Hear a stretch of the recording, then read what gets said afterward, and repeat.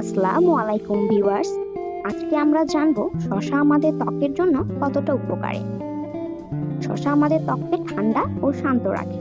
শসায় প্রায় 95% পানি থাকে, তাই রোদে পোড়া, জ্বালা বা লালচে ভাব কমাতে সাহায্য করে। ত্বককে হাইড্রেট করে। ত্বক শুকনো হলে শসা লাগালে প্রাকৃতিকভাবে ময়েশ্চার দেয়। চোখের ফোলা ও কালো দাগ কমায়।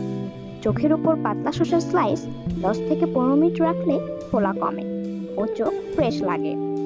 ব্রণ ও তৈলাক্ত ভাব কমায়। শসায় হালকা অ্যাস্ট্রিনজেন্ট গুণ আছে, যা ত্বকের অতিরিক্ত তেল কমাতে সাহায্য করে। নিয়মিত ব্যবহার করলে ত্বক ফ্রেশ ও একটু উজ্জ্বল দেখায়। এবার আমরা জানবো কিভাবে ব্যবহার করতে হবে। প্রথমে শসাকে পাতলা করে কেটে মুখে 15 মিনিট রেখে ধুয়ে ফেলুন, অথবা শসার রস কটন দিয়েও লাগাতে পারেন।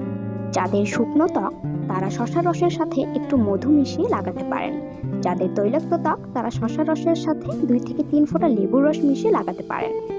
সেনসিটিভ স্কিন হলে লেবু এড়িয়ে চলুন।